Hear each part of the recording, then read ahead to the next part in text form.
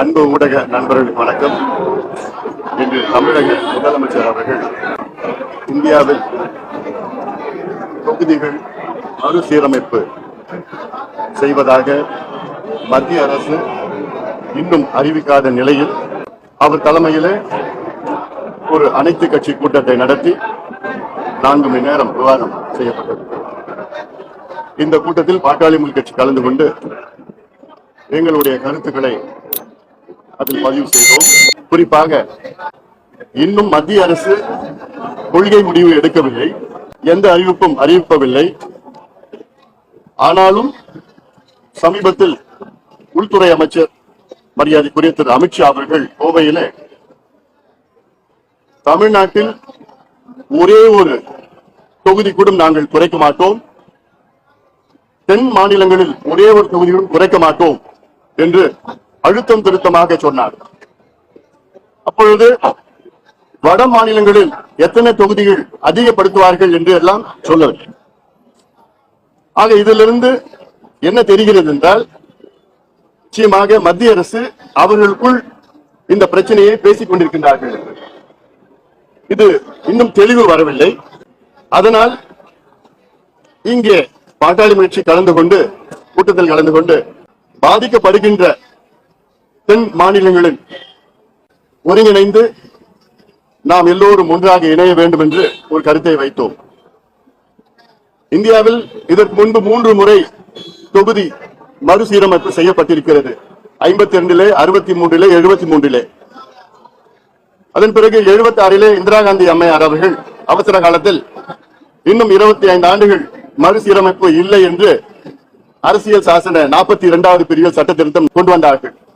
இது 2001 முடிவடைந்து 2002 வாஜ்பாய் முன்னாள் பிரதமர் அவர்கள் இன்னும் இதை மேலும் 25 ஆண்டு காலத்திற்கு நீட்டித்தார். அதில் ஒரு திருத்தம், தொகுதிகள் எண்ணிக்கை அப்படிதான் இருக்கும், ஆனால் எல்லைகளை மாற்றலாம் என்று 84வது அரசியல் சட்ட திருத்தம் கொண்டு வந்தார். இந்த திருத்தம் கெடு அடுத்த ஆண்டு 26 முடிவடைகின்ற நிலையில் இருக்கிறது. இதற்கு இடையிலே 21 மக்கள் தொகை கணக்கெடுப்பு நடத்தியிருக்க வேண்டும், ஆனால் இன்னும் நடத்தவில்லை கொரோனா என்று சொன்ன காரணத்தால். இந்த ஆண்டு நடத்தலாம், நினைத்தால் நடத்தலாம்.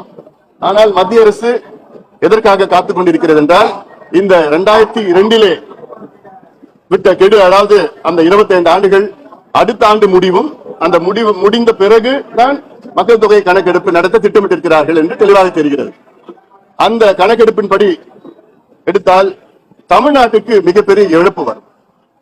ஒரு தோராயமாக இந்தியாவிலுடைய மக்கள் தொகை கணக்கெடுப்பு 142 கோடியாக இருந்தால் அதில் கூடுதலாக 753 தொகுதிகள் வரும் மொத்தத்திலே.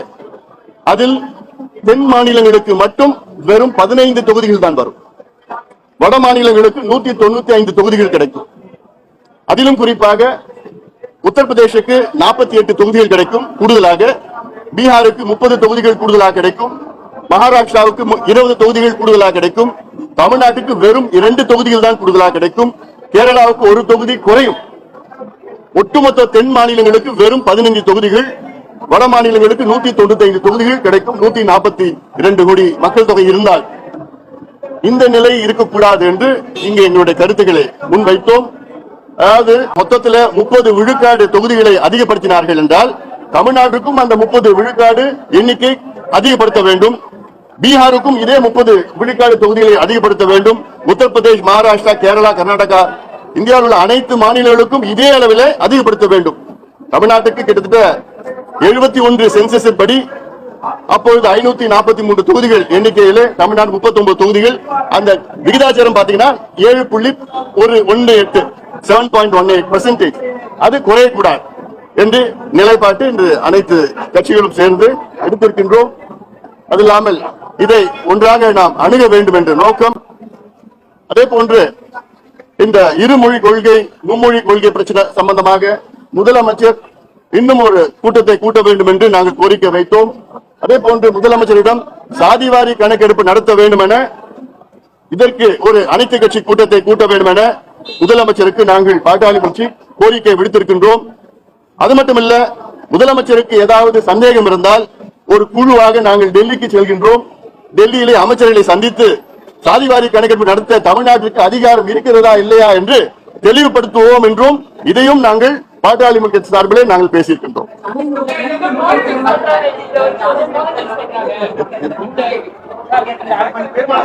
இது அவங்க கிட்ட தான் கேட்கணும். ஏதாவது அடுத்த ஆண்டு மக்கள் தொகை கணக்கெடுப்பு நடத்துவார்கள். ஆனால் அதற்கு முன்பாகவே இந்த 25 ஆண்டு கால கெடு முடியும்.